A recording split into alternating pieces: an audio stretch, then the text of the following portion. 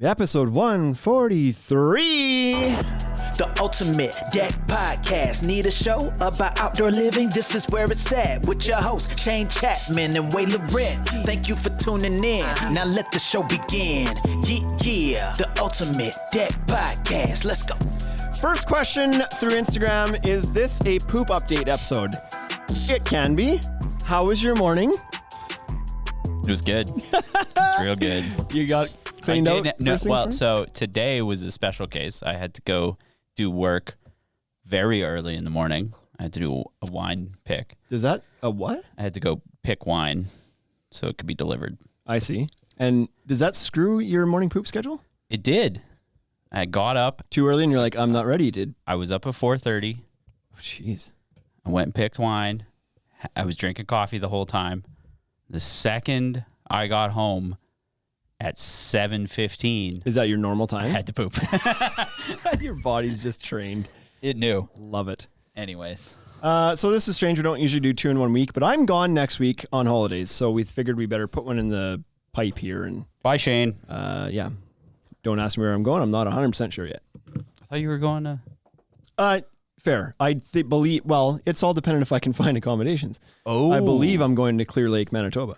Well, I'm going 2 days at Kenosee Lake in Saskatchewan, southeast Saskatchewan. Then the plan is to do 5 days in Clear Lake, Manitoba. You have family in Kenosee, or are you just staying at the park? My dad and his wife. I've got a lot of family in Arcola, which is about a Not too far. 35-minute drive from Kenosee Lake. Just down the road. If that even. So they're camping up there, so we're going to go hang out with them, Oh, crash nice. their fifth wheel, and Nice. bring the kids. And You're going to crash it, literally? Yeah. Yeah, I might. Never Don't. mind. You knew where I was going there. Yeah.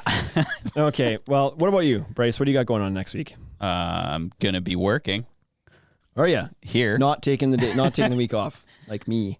Yep. Well, good. Good. Fair enough. Well, let's get into the moments of uselessness.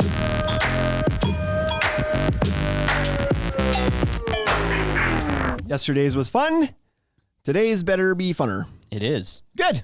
The Olympics are potentially still going on. First of all, I know this isn't going to air for about a week and a day. Are they still going on at when this airs? time? I doubt it. Right now, yes. No, but like In a week and a day from now? this is the future, Shane. Right. No, they'll be all wrapped up. And Okay. I'm sure that probably Canada has made a last-minute surge and finished in first. They did. It was an amazing Olympics 68 for medals. Canada. Well done. 50 of them gold. That's crazy. No, but the Canadian women won the soccer gold this morning. They sure did. That's pretty cool. Good for them. In a sudden death shootout. That's the only way you should be able to win gold. Why even play the game?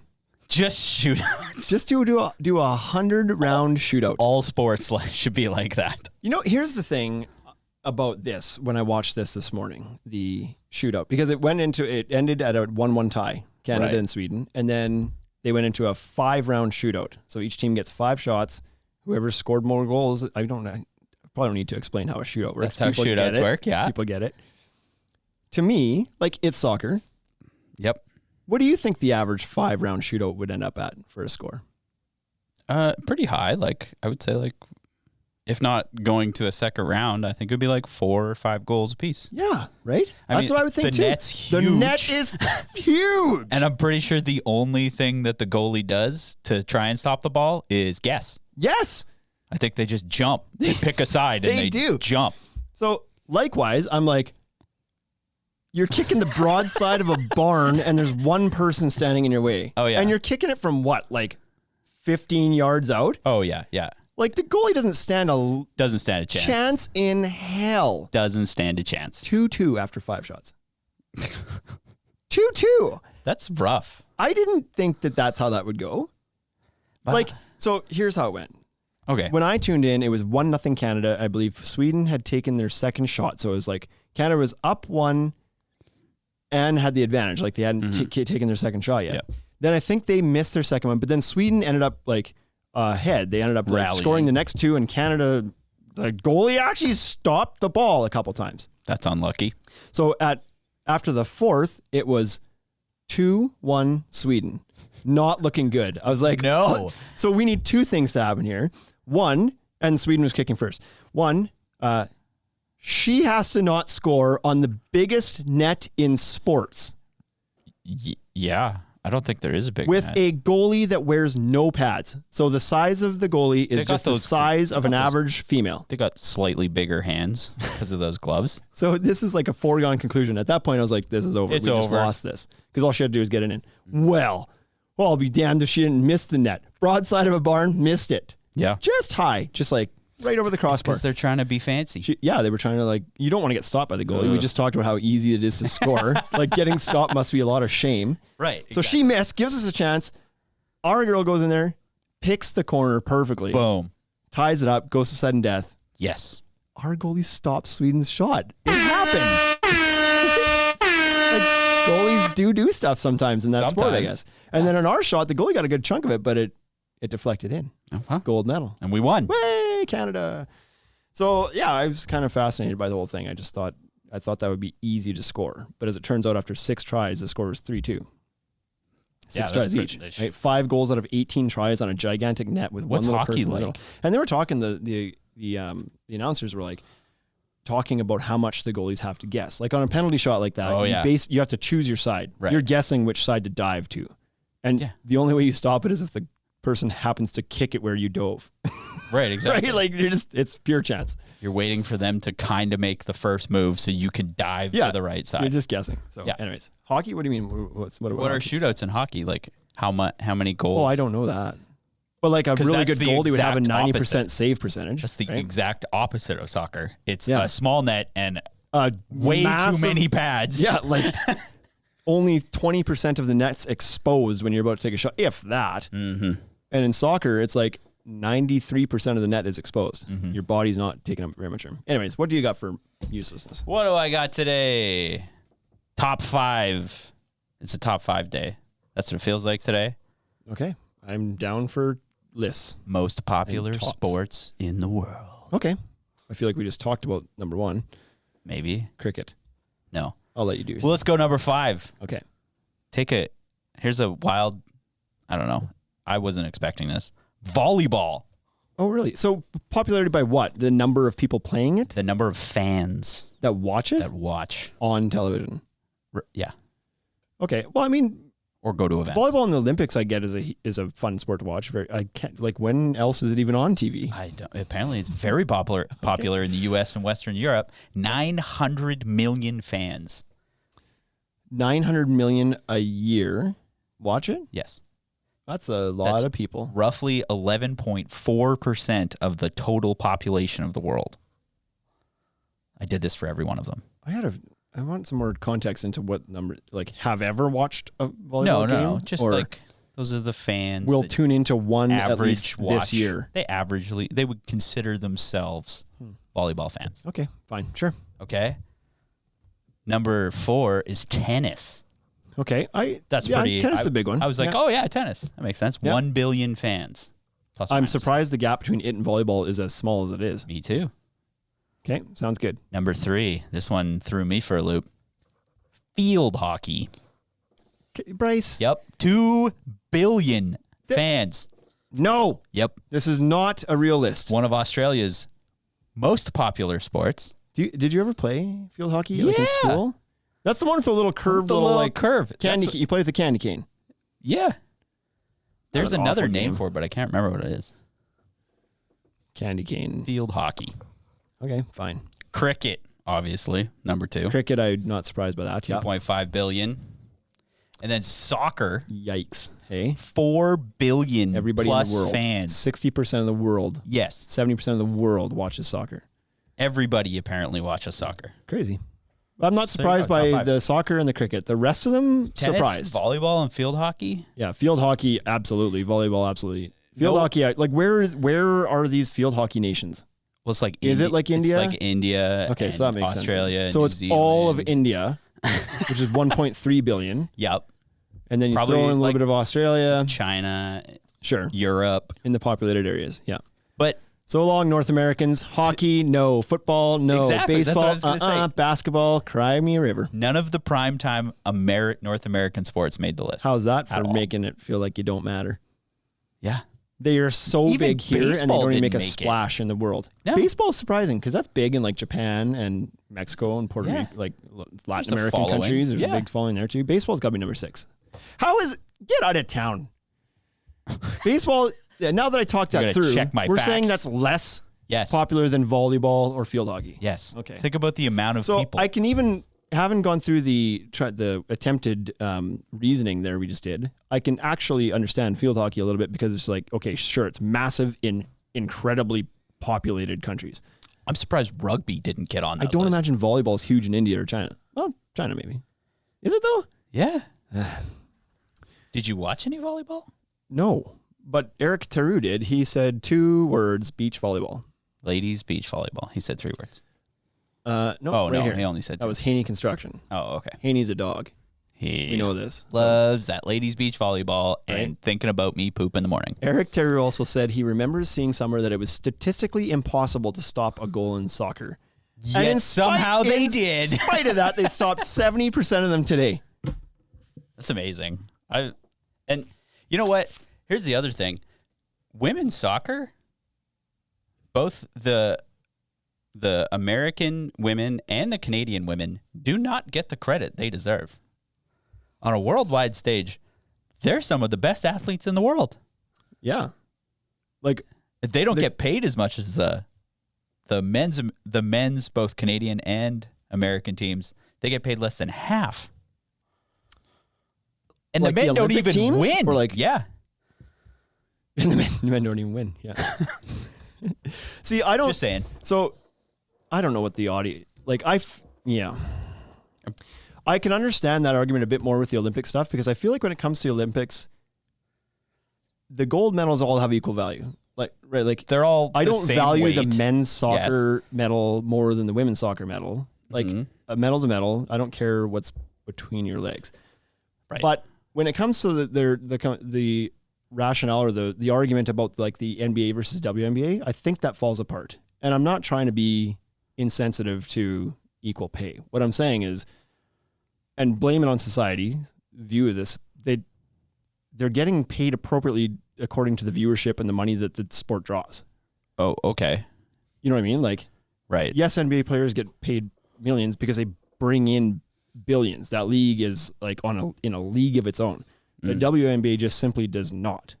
So therefore, how could you possibly expect them to get paid the same? But it's no different than the NFL versus the CFL. And this is not a male-female thing. This is the same people.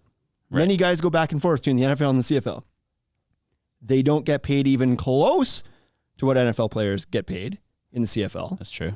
They're the same people. Yep. They're all men. Yeah. There's no equal pay argument because everyone understands the CFL does not have billion-dollar TV contracts and 70,000 people in the stands. Right. It's a small league that attracts a much smaller audience in a much smaller market. It ain't the big dog. Right.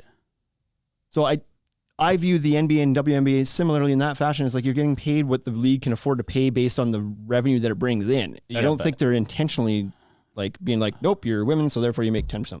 Yeah.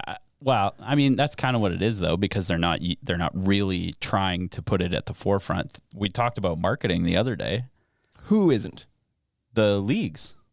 They're not spending the exact same marketing dollars on it. No, of course not, because they don't have the money to spend. Right. Right? Like the CFL or WNBA or whatever does not have the financial capacity to promote themselves the way the NFL does. Right. Or the NBA does. But in terms of soccer, if we're going to go back to that, on the World Cup stage, both teams should get paid based on winning. That one that's where I say I can see the argument there. Yeah. Because and I don't know the stats, but I'm guessing the gap in like revenue generation and viewership and everything is probably a lot closer on international soccer between men and women on international team competition stuff than it is between like NBA and WNBA viewership and revenue. So I get it. Like I'll sure. That's a good place to start. I think it'd be great if the ladies in the WNBA could make $30 million contracts. That'd be fantastic. Right. But it's just they can't. The league does not make that kind of money. Right. And you can blame it on like, well, the society hates women's sports. Sure, you can make that argument. Yeah, I think that exists. I'm open to that. Yeah. But People don't like watching women's I don't think anybody's in a room saying like, nope, they are going to make less because they're women in the NBA. WNBA, sorry. Did we hit the topic button? No, do you want to get to it though? We should probably get to it. Let's do it.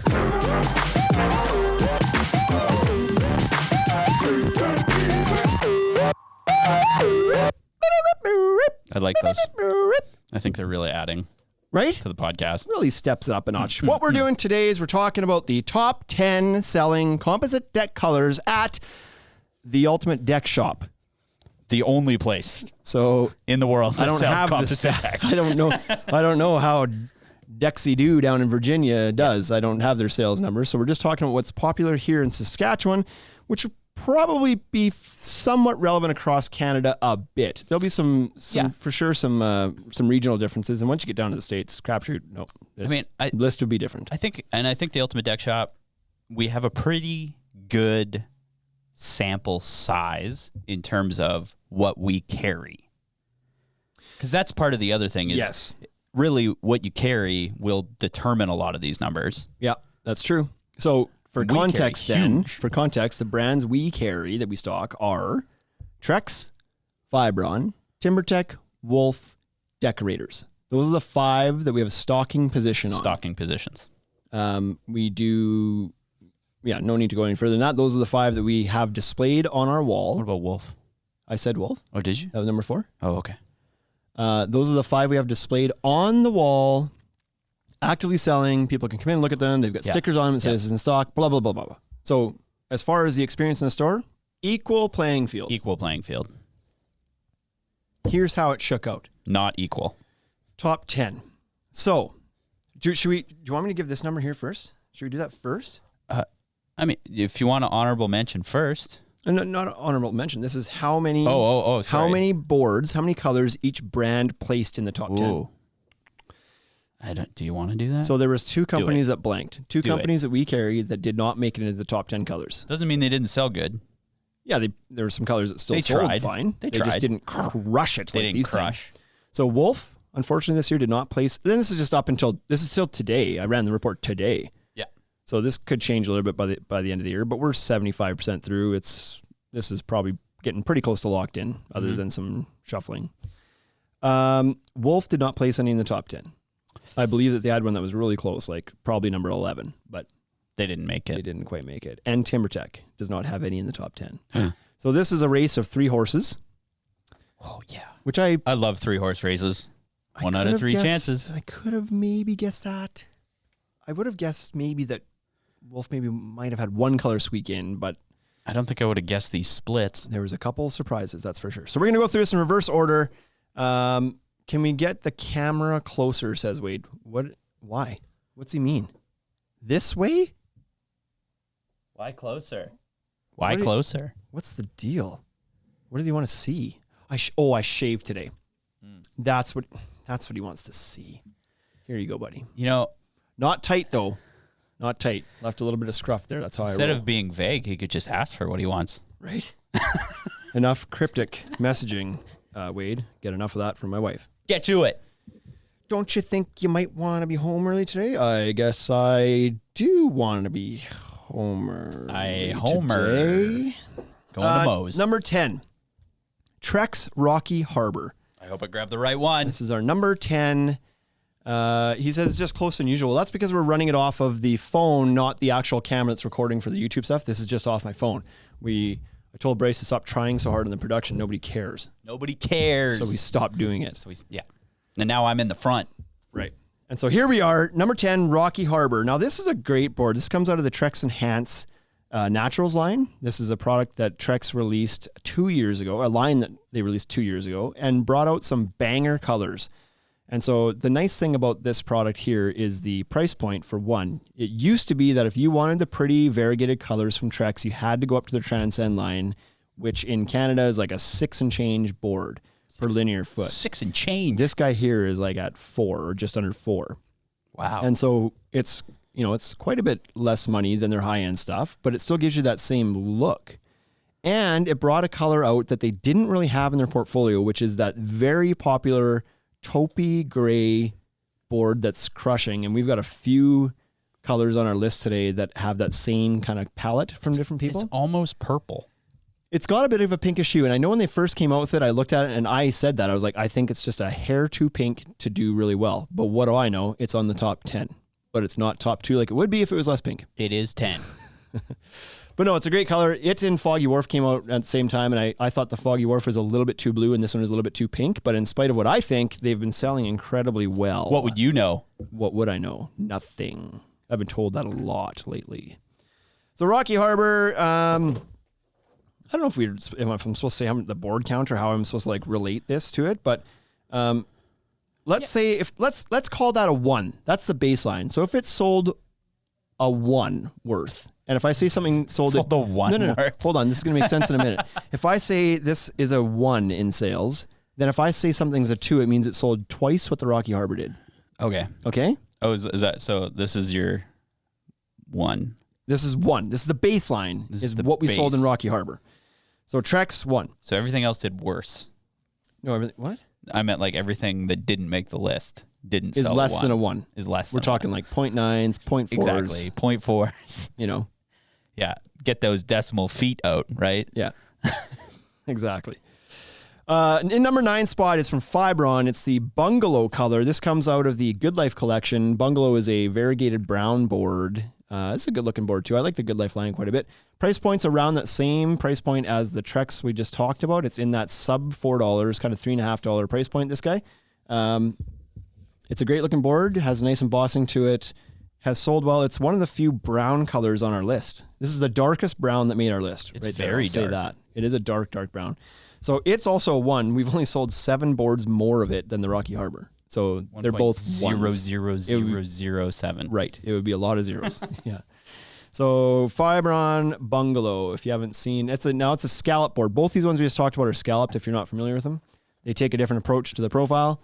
Trex has a lot of little fingers in the back, 5 little scallop fingers in the back, and the Fibron has 2 scallops, 3 fingers, 3 support, 3 fingers, whatever you want to call it. So different approach to it, but they both use the scallop material approach on their entry level boards. Similar price point. Similar price point. Right. So these are the entry level boards. In our store, the Fibron is traditionally a tiny, like a little bit less, like not about 10% less. But I think after the last price increase, they're about the same. Okay. So TC Dex joined in. He says back to back podcast. Sweet. What you guys talking about? He makes us stop in the middle of the podcast to retell. Just get here on time. Yeah, exactly. Like we give you at least 17 seconds of notice before we fire up this live. Yeah. Don't you get the notification and immediately stop what you're doing to like pull the phone out and be like, oh, I wonder if it's the guys from the podcast. It's like watching the Olympics. Right? That's what we are. Yeah. Number 8, also from Fibron, also from the same line, also from the same price point, the Tuscan Villa. Also brown. Which is brown. It's the lighter color brown. So again, variegation, same profile as the Bungalow. It is also a 1. It only sold about not even 50 boards more so far than the Bungalow color. So pretty much neck and neck. Could go either way. That could have changed by now. Like we pulled these reports about an hour ago.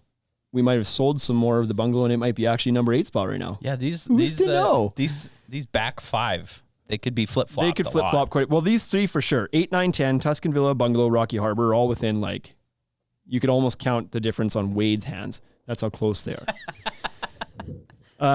Number 7, Fibron is cleaning up here. I'm sorry. But number 7 is Chai. Now, this is from a different line, at least. This is a full thickness board, not variegated. Chai from Fibron is in the Sanctuary line. Sanctuary used to be something that was only sold in Canada, not in the US, and I think maybe some European countries, but it's now available everywhere.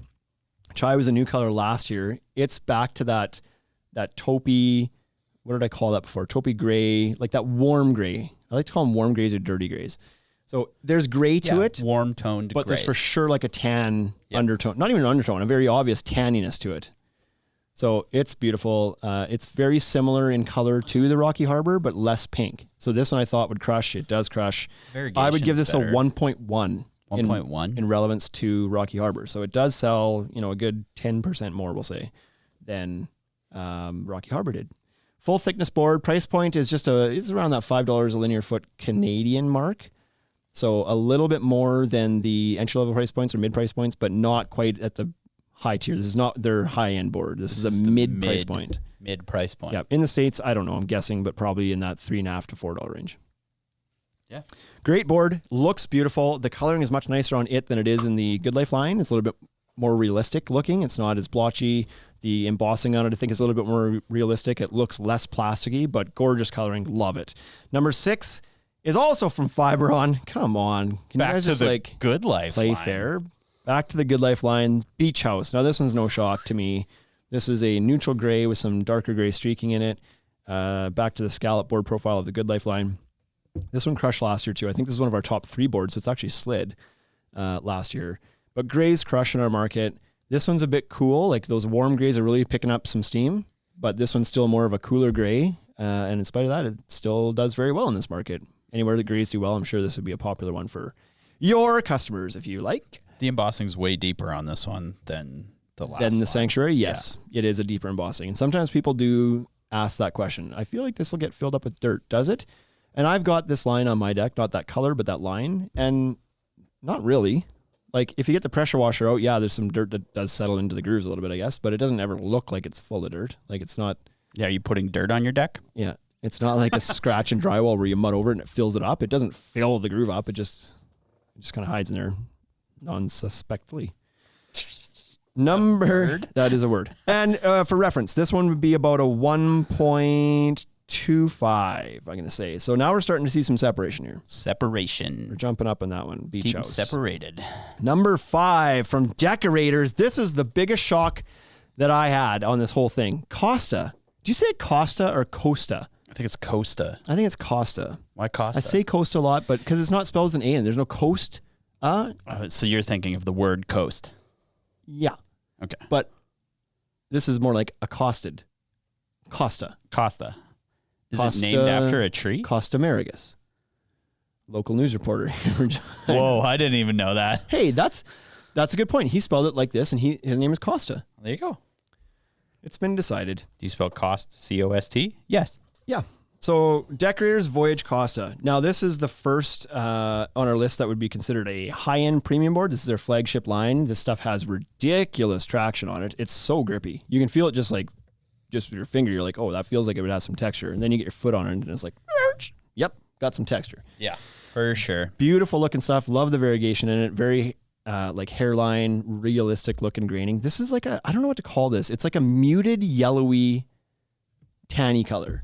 It's got a lot of like orange, but if I had to, yellow. If I had to put it into a category of what we typically would call like decks when it comes to decks, like brown, grays, reds, yellows, this is a yellow to me. Oh, yellow. I am shocked that this is where it is. It's sold very well this year, which surprised me. I know that it's been picking up steam these last couple of years, but I didn't expect it to be the 5th best-selling board of the year. And it's compared to previous years, it's sold 4 times as much. Yeah, last year we didn't do even close to this much Costa. Yeah. So it's on fire this year for sure. If I have to give it a rating, it's about a 1.5 over the Rocky Harbor. So again, a bit of separation here. Now we're getting into the meat of it. Number 4, back to Fiberon. We've got somebody that said they were installing this one actually. Back here, TC Dex, I think, said he's laying Fiberon Cabana right now. Good board, buddy.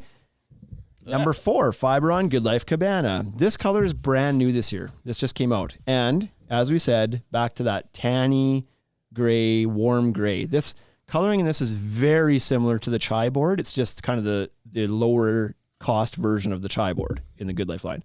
It came out this year. We looked at it the first time. We're like, oh, yep, that's going to sell. Yep. And it's going to eat up some of the sales from some of these other guys, like Rocky Harbor. I think the reason it's number 10 and not number 3, 4 this year is because of Cabana. I think probably took some sales away from it. This also likely took a little bit of sales away from Beach House because it used to be higher too.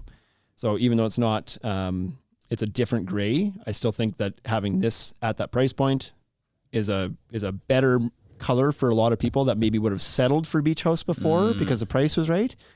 And now they've got a color that works a bit better, so it sells quite well. So Cabana, I would give this about a 1.75 over the Rocky Harbor. So it sold quite a bit better. And there's a little bit of a gap between it and the Costa as well. So we're starting to see some spread here. I think that color is, and that board specifically, in my opinion, best bang for your buck in the store. The Cabana. The Cabana. It looks so good. It's got a good name. The color is amazing. Yeah. The price point's really nice. I really like it. And then you can tell people to come out onto your cabana. Right? And then they get out there, they're like super disappointed. If someone's like, hey, come out onto my rocky harbor. Liar. You don't have one of those in your backyard. No, but Turns a cabana. out I don't have a cabana either. Right. Okay, now we're into the top 3. Now the top 3, no surprise, we've got Fibron in there again, but not yet. Not yet. Drum roll. And 2 Trex colors. So we're giving it away here. Just giving it away. Give it away now. Red Hot Chili Peppers. Okay. We've got a guess that Foggy Wharf is going to be number 1. Well, guess what? You would be wrong. Foggy Wharf is number 3. That's 3. What but he had some sort of, what do you call that when like psychics have a premonition? Yeah, premonition. He had a premonition that color started vibing in his brain from the universe somehow. And he thought it's because it was he was feeling it the strongest. Right. And he's like, it's got to be the strongest vibe right now because it's number 1. That's got to be it. No, it was because it was what's up next. It's because we were touching it. Oh, yeah. Does that do it? I could feel it. If you touch it, it puts out more vibes in the universe. Foggy Wharf, number 3 from Trex, back to the Enhanced Naturals line. This is an awesome color. Sells incredibly well, obviously. The thing I like most about this is that's that neutral bluey gray. So back to that a little bit. The coloring, I think, on the Trex Enhanced line is amazing. I really, really like it. What's more to say? It's a scallop board again. Sells very well. Did well last year. Still doing well this year. It would be, I would say, it's the best selling kind of like, nope, I can't say that. I'm not going to say that. It's very blue. I was going to say the best selling bluey gray board, and that would be accurate. The next ones aren't. Well, that's why I stopped saying it, because the next ones are kind of bluey. What do we got here? Let's give people a chance. So we've got, you know that number 1, number 2 is Fibron and Trex, because I outed that already. What do you think the colors are in the Instagram, people? Like, let's have some guesses here. And while you do that, I'm going to go through you can do what recap. We've done already. So number 3 that we just talked about was Foggy Wharf. Oh, and I didn't say what that one was. That one's about a 1.9. So it's nearly double the sales of the Rocky Harbor. And you know what? That surprises me, because these used to be a lot closer. I believe last year they were neck and neck. Like, they were very, very close. And I think the reason for that is Cabana. Cabana took a lot of those Rocky Harbor sales, given that it's a very similar color. Right. What do they call that? It's like the swing vote. It's the... Yeah, I don't know. The incumbent, you know what I mean? Like political race. And Foggy Wharf maintained because it was still like the nicest bluey gray color. So didn't have a competitor that came out this year. Midcon says Island Mist, and TC Dex guessed Spice Drum. So a couple guesses for Trex in the Transcend line. It's not those. They're not the Transcend line. Number 2 is Trex Enhanced Basics Clamshell. Wow.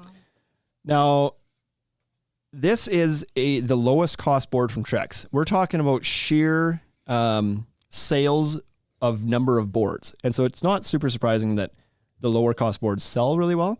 This one is Trex's lowest cost offering. This was like sub $3 a linear foot. So really friendly entry level price point.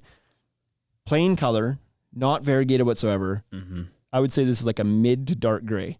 Yep. Now, on my paper here, I didn't split out which lengths they're selling, but I'm guessing this one has a significant boost on the 20-foot solid edge colors, because this one gets used as picture frames for Foggy Wharf, for Rocky Harbor, lots for Cabana, Cottage from Fibron, Chai from Fibron. It gets used. Like, it gets used a lot when you're looking for a darker gray to picture frame something. This one gets, so I'm guessing it's like heavily inflated sales on those solid edge boards. Yeah. As a full deck, I don't imagine it's nearly as possible as popular. My guess is if I took all the solid edge boards out, this might even drop off top 10. Oh, okay. That might not be true. It might still be up there. But it's a significant accessory color. The way we decided this really does feel like the most square footage of the color. Yes. Well, we just did the total number of boards sold too, right? Yeah. So a 12-foot board got as much love as a 20-foot board. Right. So I think it's a fine way to do it. We could have done total linear footage. I don't think it would have changed the game too much though. Yeah, no, either do I. So like, this is pretty much what you're going to see on most decks in Saskatchewan. Yeah, grays are popular. That's a nice low cost gray from a great brand with a good warranty. So, it's no surprise that it sells well. I would like to see, like, if Trex came out with a light gray in this line that could complement this, I think it would crush. Here, anyway. Like, in gray markets, it would crush. Yeah.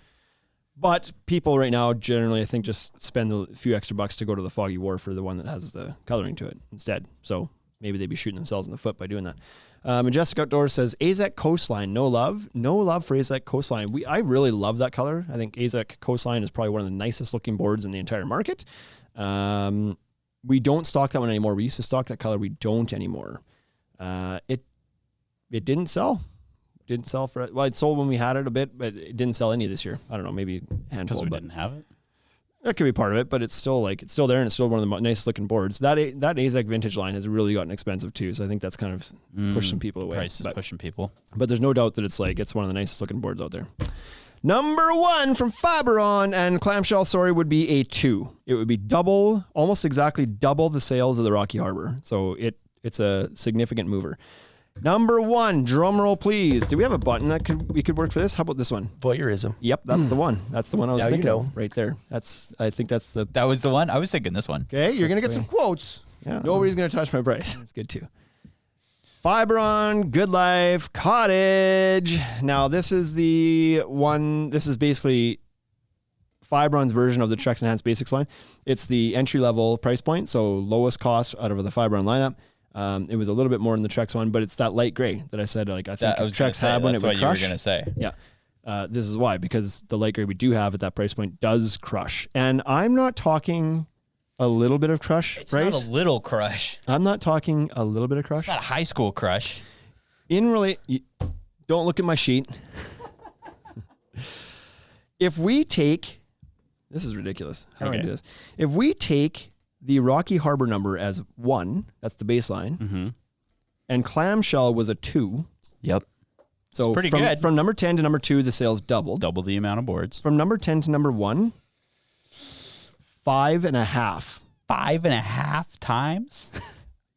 I read that correctly. Yes. That's crazy. 5.5 times. That's the baseline number of. So Cottage actually sold, let me do quick math. Not quite. No. Cottage almost sold as much as the next 4. Like in the top 5, it almost sold as much as the next 4 combined. Not quite.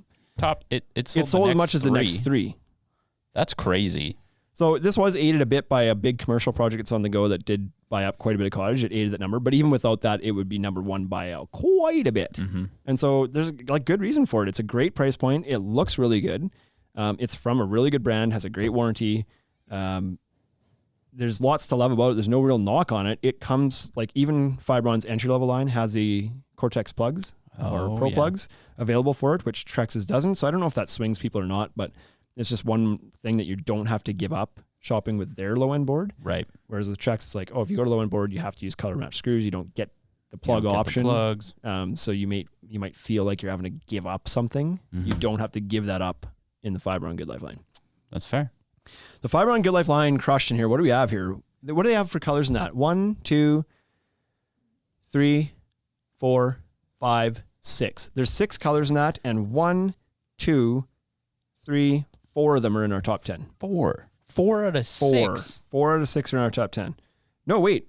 5. 1, 2, 3, 4. 5 of the 6 are in the top. The only one not in the top 10 is Cabin. Ugh. Dog shit. I don't like that color. That's what it looks like.